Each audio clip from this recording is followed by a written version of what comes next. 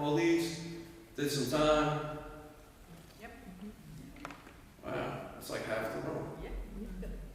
Yeah, that's something, isn't it? All right. So we're going to go on a journey. Why prison ministry, though? Why? There's a lot of narratives out there. They're like, well, if they got incarcerated, they should do their time. That's justice. Any of y'all heard that language before? Yeah. It's a very common language.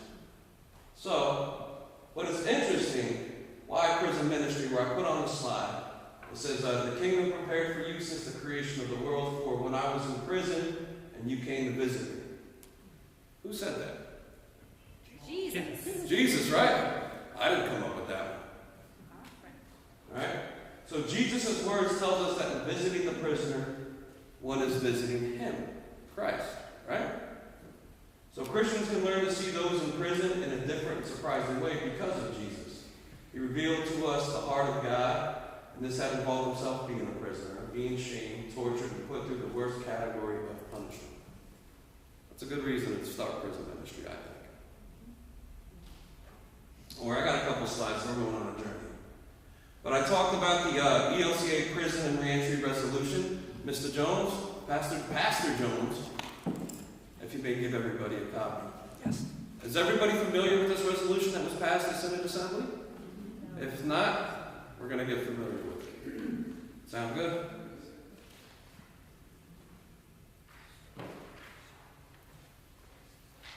So today, while Mr. Jones is passing this out, I will let you know, when we deal with prison ministry, I think it's one of the most neglected ministries that we have in the ELCA.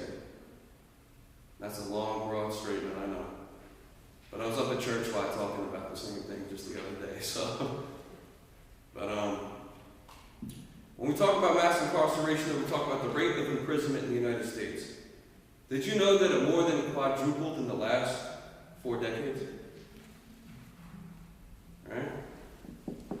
So the U.S. penal population is 2.2 million adults. It's by far the largest in the world. Did you know that? So just under 1/4 of the world's prisoners are held in American prisons.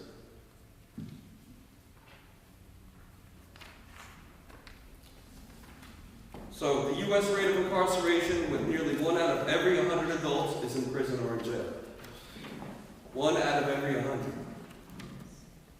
So it's 5 times higher than the rates in Western Europe and other democracies. The U.S. prison population is drawn mostly from the most disadvantaged part of the nation's population. Did you know that? Mostly men under 40, disproportionately minority, and poorly educated. Interesting, isn't it? Well, let's go a little bit over this resolution real quick. It says, whereas Jesus says, I was a stranger, you invited me in. I needed clothes, and you clothed me. I was sick, and you looked after me. I was in prison, and you came to visit me. It's always good to have a scripture when you start a resolution, I think. Right? So it's whereas the Evangelical Lutheran Church in America urges individuals, congregations, and synods to call the criminal justice system must acknowledge the disparities and address the implicit and explicit racism that persists within. It must recognize the special needs of juvenile offenders. It must stop the privatization of prison facilities. And finally, it must foster the full reintegration of ex-offenders into the community. But wait, there's more. Whereas the New Jersey Department of Corrections in New Jersey has an incarceration rate of 341 per 100,000 people, including prisons, jails, immigration detention, and juvenile justice facilities, meaning that it locks up a higher percentage of its people than almost any democratic society on earth. That's just the state of New Jersey. So, whereas New Jersey has a recidivism rate, reoffense rate leading to reincarceration of 30.4% respectively, and whereas the New Jersey Synod has no known prison ministry and no known reentry ministries and no known advocacy on for the incarcerated or the formerly incarcerated, and whereas it is shown that being a part of a spiritual group lowers recidivism rates, Therefore, be it resolved that the New Jersey Synod Council create a task force that will encourage congregations and individuals of the Synod to participate and partner in prison and jail visitation ministry, create communications and support advocacy for the imprisoned, involuntary housed, and those on probation, as well as to help create a framework for congregations to work alongside and welcome formerly incarcerated individuals into the congregation's life and mission. That's very wordy. Don't you agree? But let's go into some facts, right? Since 1970, the total jail population has increased 240%. This is just in New Jersey. In 2015, pretrial detainees constituted 70% of total jail population in New Jersey. Since 1983, the prison custody population has increased 108%. And in 2018, there was 19,041 people in the New Jersey State Prison System. And I do realize now that's a little bit of old data. Some of the numbers have gone down, but also they're starting to go back on the rise. So it's something to consider. Why do we incarcerate individuals? First, we think, oh, they must have done something wrong, they must have done something bad. But as people of faith, we know that our country's legacy of racism, violence, and economic exploitation runs counter to that narrative. Just a little bit of facts about prisons. The first prisons in the United States were practically plantations, if you did not know that. And out of that, with the Civil War and Lincoln and all that good stuff that happened that, so-called freed the slaves, as they say, they decided to come up with these things called Jim Crow laws, which incarcerated people back to the plantations. See, it's fun facts. So, the question I always pose to people, though, is how is the wealthiest and most powerful nation in the world is also one of the most violent and punitive? Why do we incarcerate so many people in a free society, as they would say, right? We have the highest incarceration rate in the world, and we also have the highest gun murder rates of any economically developed nation. We're a violent culture. So we find ourselves in this moral crisis, a crisis which disproportionately impacts the poor and communities of color. So as I was talking about the plantations, right, I will be bold enough to say that mass incarceration in the carceral state today is only slavery evolved. To justify the brutal, dehumanizing institution of slavery in America, its advocates created this myth of racial difference. Stereotypes and false characterizations of black people created to defend the permanent enslavement, as they say, most necessary to the well-being of the Negro, an act of kindness that reinforced white supremacy. Because if you go to prisons, I could tell you statistics of New Jersey state prisons. It's about 80% African American. 80%. And for what? See, when you start talking to those incarcerated, you start wondering, why on earth are they even in jail? Because if somebody from a more well-off neighborhood who had a perfect little family life, who had a different skin color, did that same exact thing that person did, they would have never seen incarceration. And that's facts. So, there was progress made towards civil rights in our society, but of course that myth of racial inferiority was never eradicated. So, the war on drugs came, right? And what did it do? It demonized a whole society of people to continue to feed the beast of mass incarceration. And everybody's like, why do you call mass incarceration in jails a beast? Well, I'll tell you what. Do you know the three highest for-profit economies America has? There's three of them. Number one, military-industrial complex. War is the number one money getter. I think America spends half their budget or more on just military stuff. Number two, big oil. But that third one is a kicker. The carceral state. America spends millions and billions to lock up people. The state of New Jersey right now has 13 state institutions, 21 county jails, I believe. We have about 3 federal institutions, and we have a bunch of ICE detention centers. Not even including the juvenile justice systems that are still in place, that allegedly we're going to get closed down. So,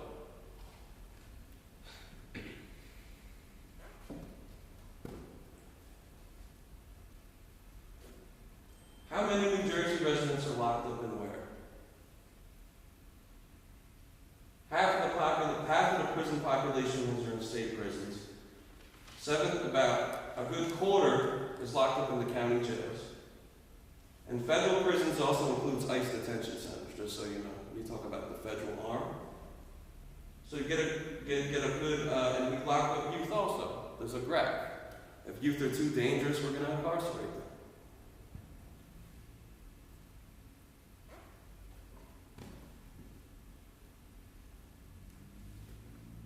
Where are the prisons? Where are we on this map? By Camden County, right? We're close to Camden. Close, right? Gloucester? South. Okay. Shows you I know my geography real well.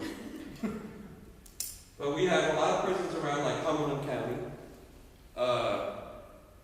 Camden has some county jails, and I think, is there an ICE detention center in Camden now? That never came to be? They use the county jail. They use the county jail. Oh, that's why. And we have a lot towards like Essex County and Bergen County. These are the 2 big spots where they have mass incarceration in our state. And what's interesting when you go to these prisons, it's kind of like the family mill.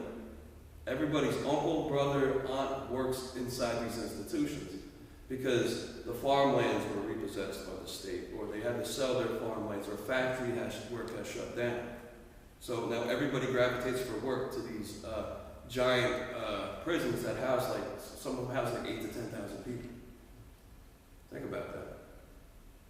So everybody works there. So you can see where the economy grab comes into play to have in a prison. So,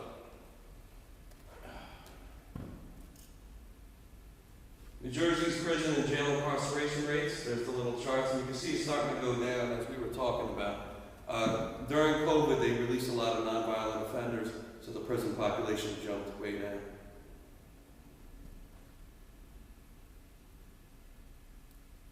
But it grows. It comes back and it grows again.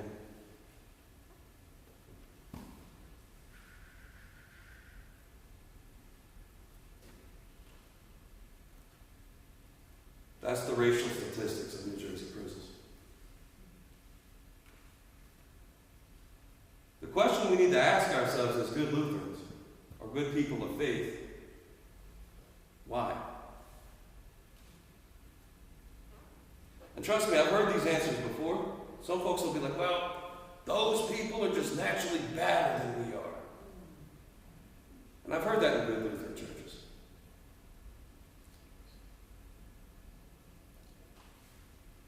But as we can see, this institution of the carceral state deals a lot more with racism than justice. Put the undesirables away out of sight to keep our nation safer. The narrative that you hear all the time. But what's interesting is African Americans and Latinx people are significantly more likely than Caucasians to be arrested for possession and sale of marijuana, and more likely to receive a conviction and permanent criminal record, even though the majority of marijuana and drug users is Caucasian. Why is that? Think about it.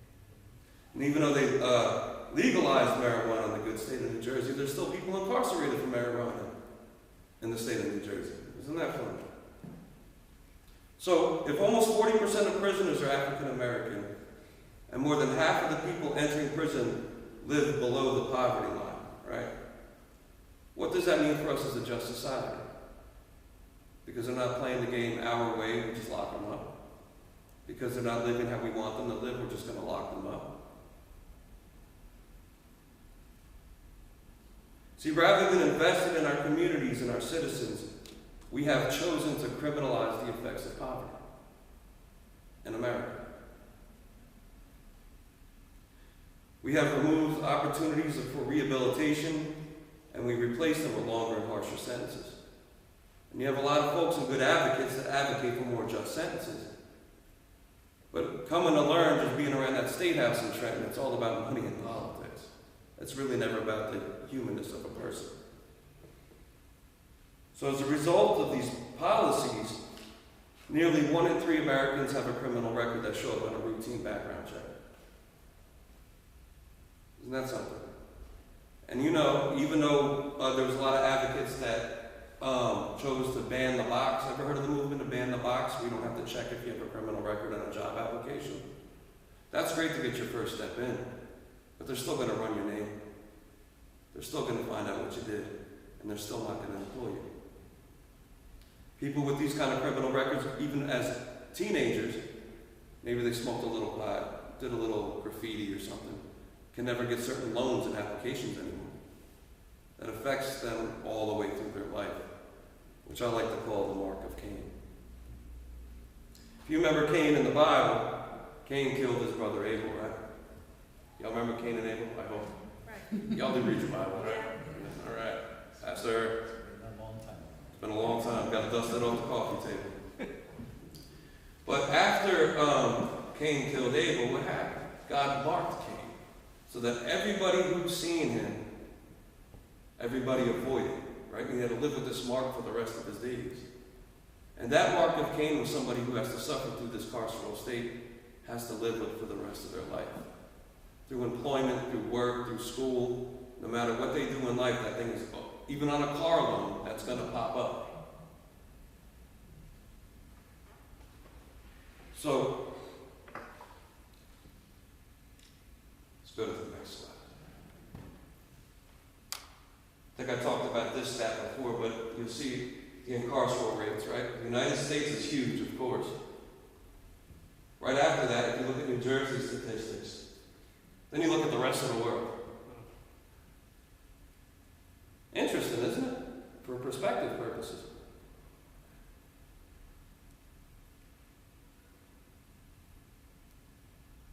I've come to learn, right, that children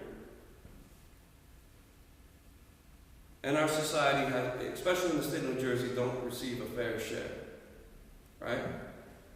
Whether it depends on their economic situations they're growing up in, whether what kind of household they're living in. They don't get that fair share as what society would call a regular, normal person gets, right? You have the parents, white picket fence, the house, everybody's working, you're going to college. And you start to realize that most of society doesn't have that opportunity. So that's already one. You know, children are having their own scars from abandonment and loss of children. Incarceration cycles through generations of families. That just keeps going and going and going. And to top it off worse, when you talk about phone calls that people have to make, right? Just to call home or call a lawyer. This is something a lot of us have been advocating for. Especially, I think there's a bill hopefully going through in the state of New Jersey. It used to cost $15 to $20 for somebody to call from prison to make a 15-minute phone call. So if somebody's calling home to talk to the kids or talk to a lawyer, whoever's footing that bill gets stuck in debt, right? So I know families right now that are still in debt from prison phone calls from 10 years ago, which they can sue you for and incarcerate you for, I come to find out. And we're talking about, it's usually the most affected is single mothers, mostly people of color.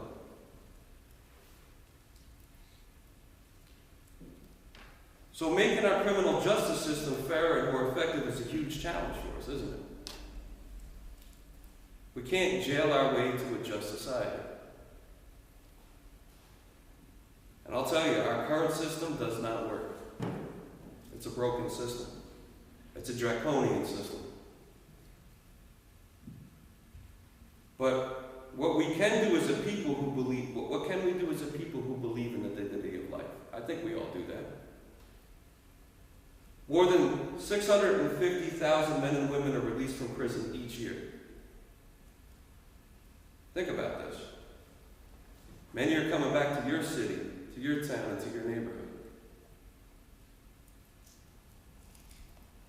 Often, these individuals find it very difficult to find employment, housing, and community. It's interesting that we all sing a song in the ELCA called All Are Welcome. But is that really true? Would you welcome somebody who was incarcerated into your congregation? Everybody got quiet. Stating all that, I will tell you this. This pastor you've seen before, right before you right now, used to be known as 380-5566. I spent 12 years in New Jersey State Prison.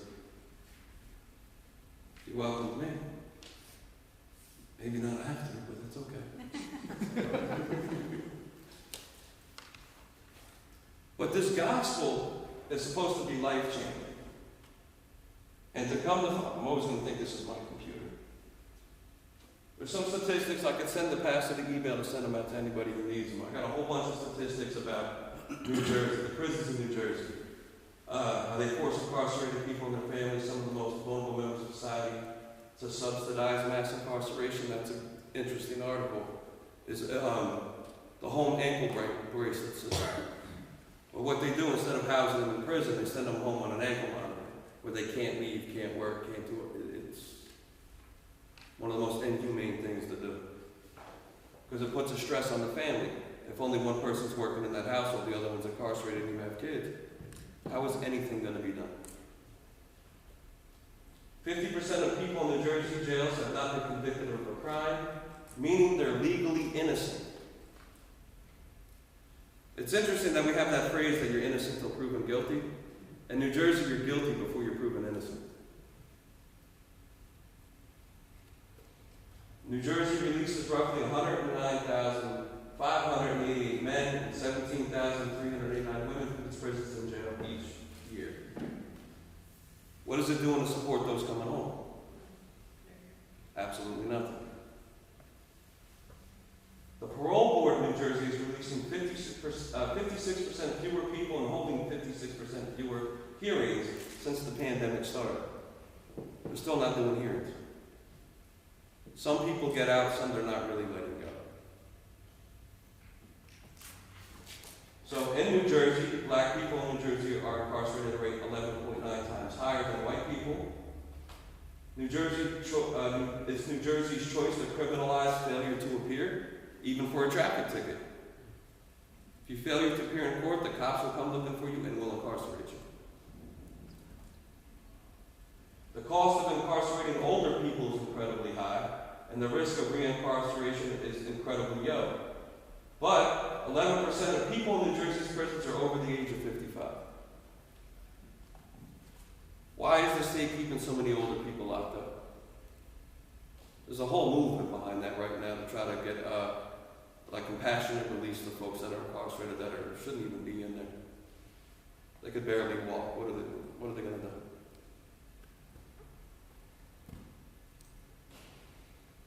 So the importance of faith-based ministry. In our situation of mass incarceration, racial justice associated with our justice system, and the growth of what many people call the prison industrial complex. If you read the early church fathers in the early church, especially the book of Acts, warns us against contentment with the status quo of prisons. We can see that it results in the loss of meaning and purpose for too many people. It also consumes an immense amount of money and exacts a social cost from our communities. But also, faith is important to all of this. Did you all know 3/4 of the Bible was written by people incarcerated? Just I want to throw that out there. But if we have this message of redemption and new life and hope, wouldn't you want to see somebody that was in this kind of predicament get new life, hope, become whole again? Wasn't that the original intent of prisons anyway? Was it the Quakers created the first prison right here in Pennsylvania? They call it a penitentiary. What does the word penitentiary mean? House of penance. So somebody can be separated from society, become whole again, and rejoin society again. But somewhere we lost track of that.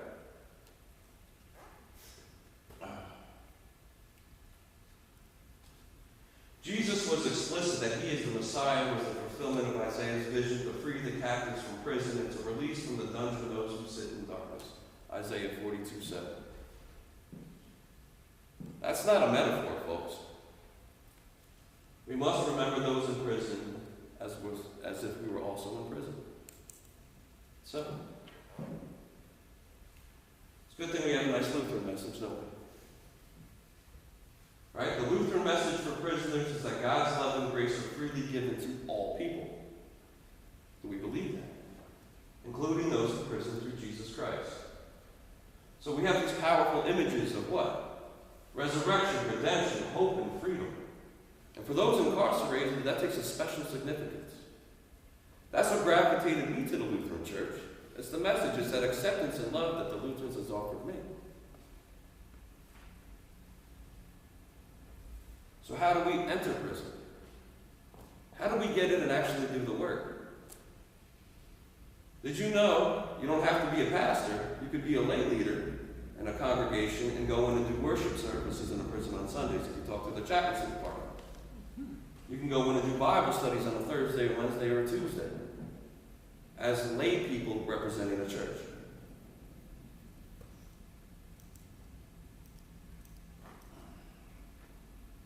But I do want to talk about this. See, I got this extensive list of New Jersey prison ministries, right? I know of one, the Reverend Ramon Callazo, who's in Elizabeth. He goes in and does services and stuff at the ICE Detention Center. Come on up. But there's a lot of question marks going on here.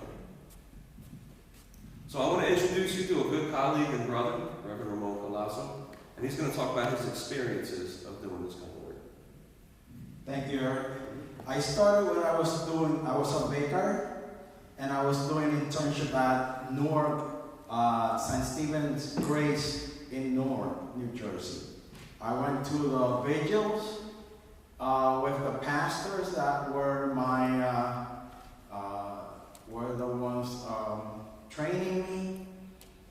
And I started thinking outside there, what happens inside? How do we know the things that people are talking here in the outside? They were saying, oh, when we're here, the guards are always mad and they are saying a lot of things. And I was thinking, is that true? Or what is really going on inside? How are they treated? How do I know how the people that are inside doing? So, as part of my internship, I needed to do start a program at the church that once I went back for my Lutheran year, my last year at seminary in Philadelphia, I could leave that in that congregation and somebody can continue doing the ministry. So I started searching for things to do, and since I had a lot of questions about the Elizabeth Detention Center, I checked online and it says anybody can require to do services inside if your church has nobody doing services. And I said, well, I'm a Lutheran. I know that no Lutherans are inside because I asked my supervisors, so let me try this. And I said, well, I'm going to leave, so it's probably better if I talk to at least 4 pastors, that once I leave, one pastor can go every week and there's not a lot of work for only one pastor. So I started recruiting other pastors and getting to know what I had to do in order to be approved to go inside.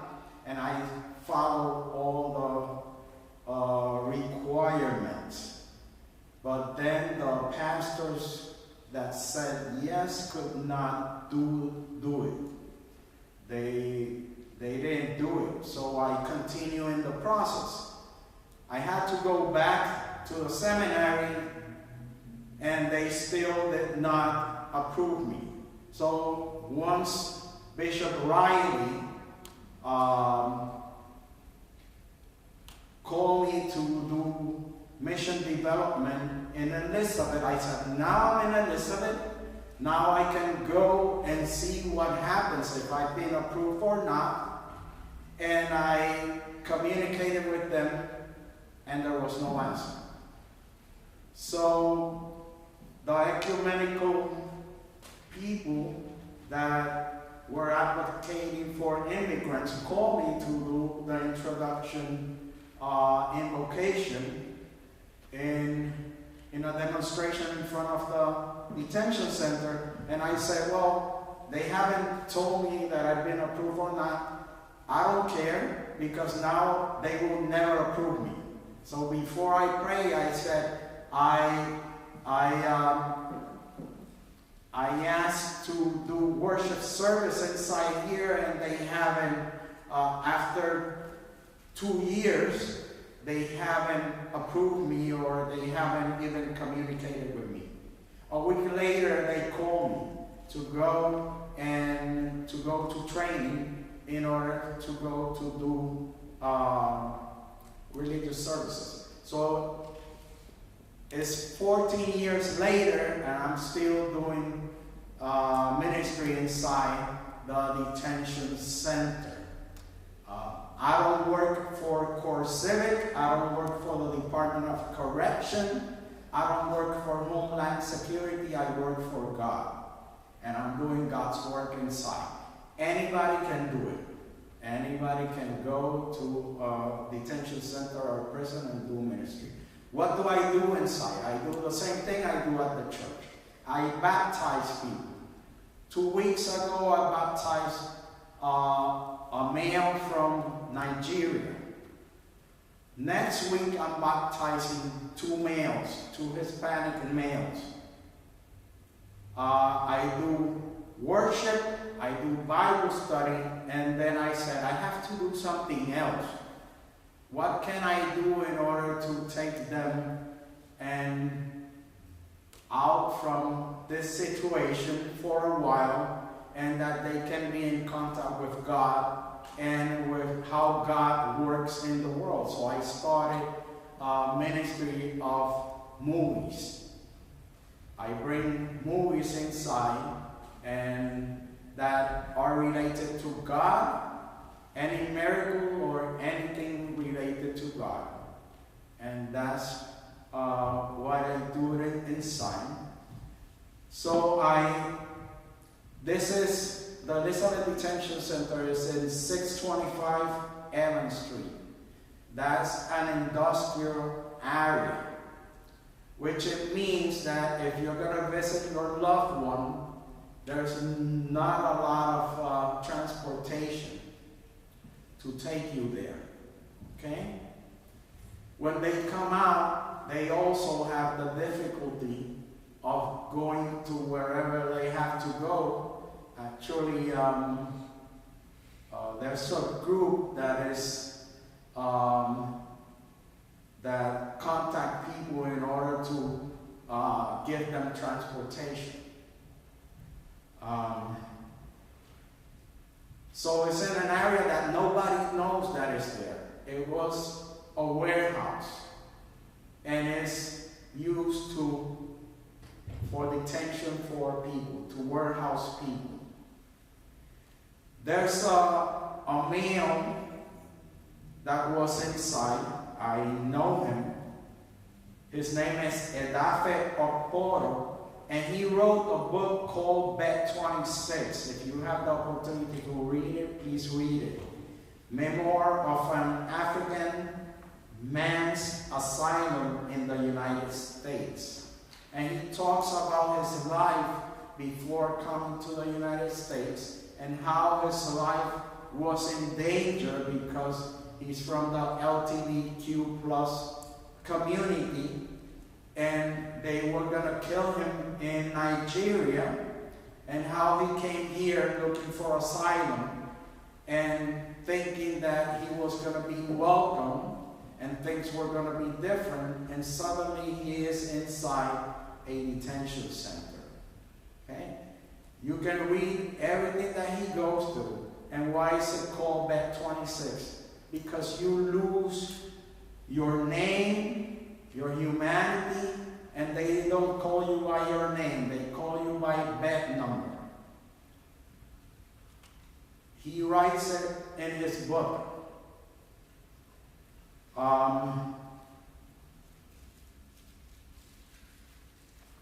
And sometimes we think, but why don't they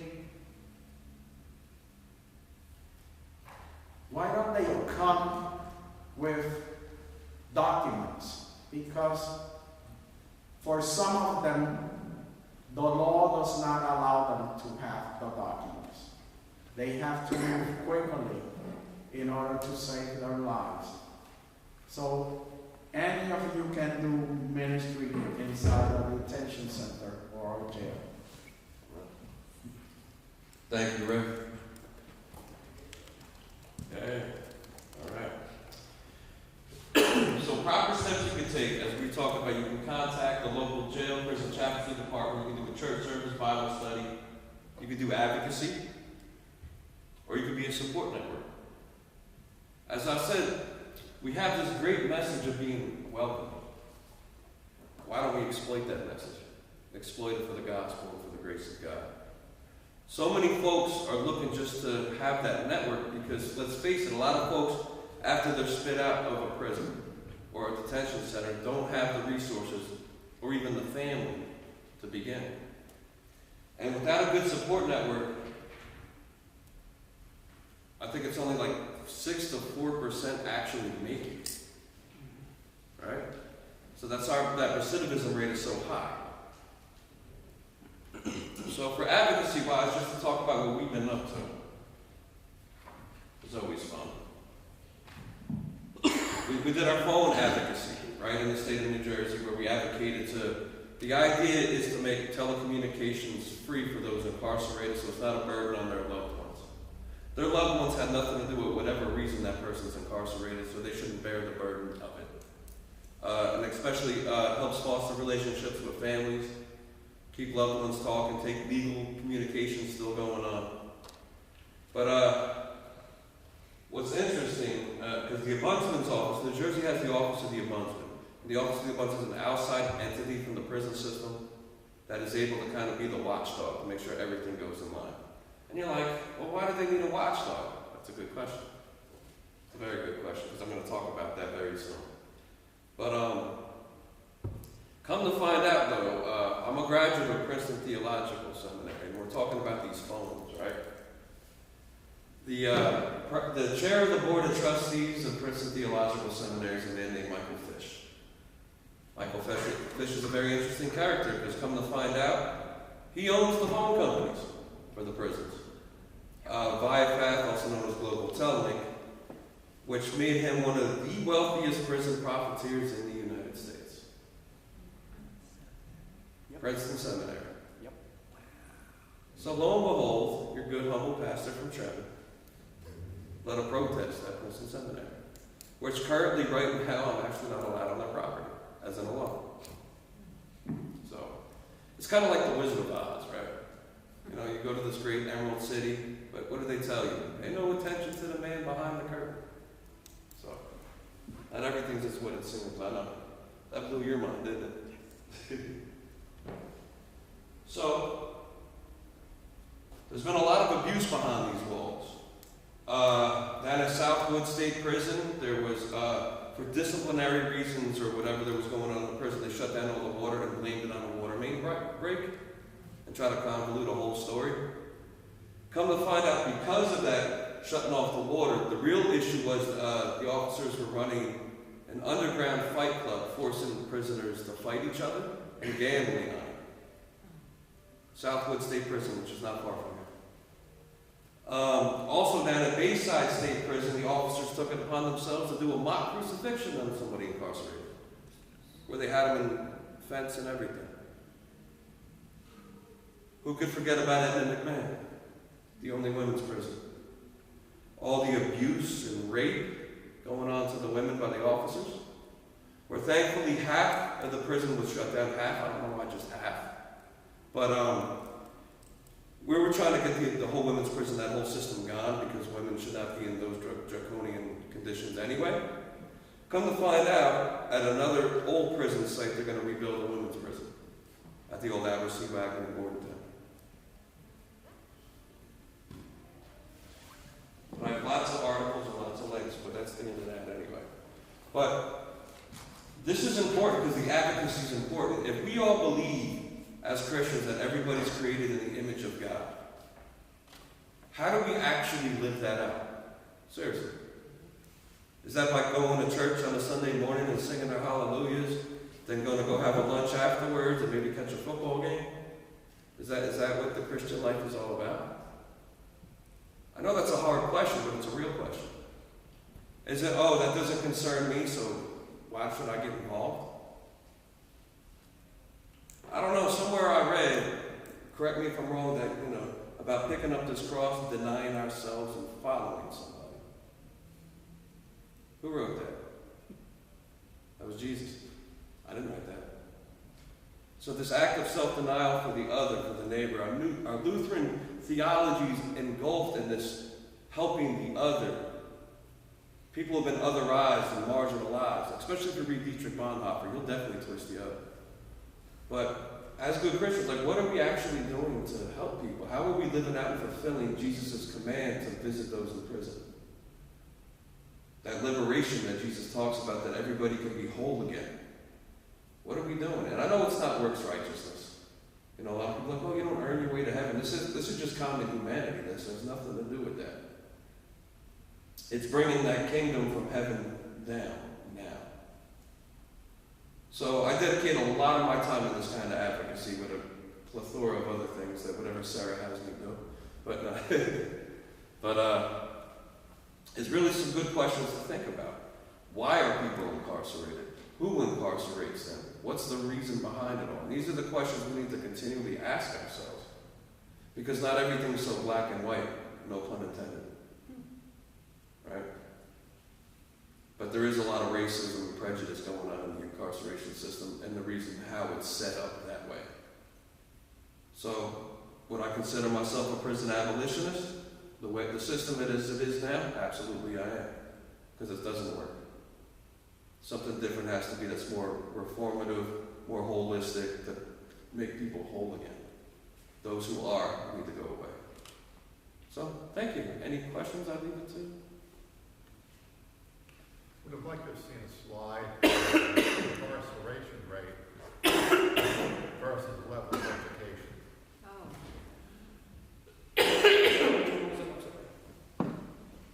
And the other, it's drill down a little farther, I've seen it's incarceration rate and persons who have learning disabilities.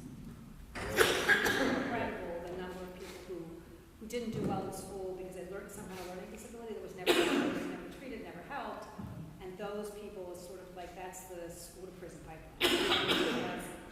They either often drop out or can't make their way. Yeah, you're absolutely right. Yeah. That's a even more stark number. Thank you. I don't know what that was.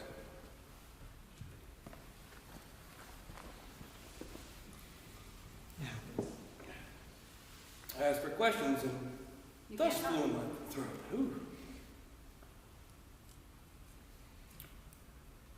So I'm trying to pull the slide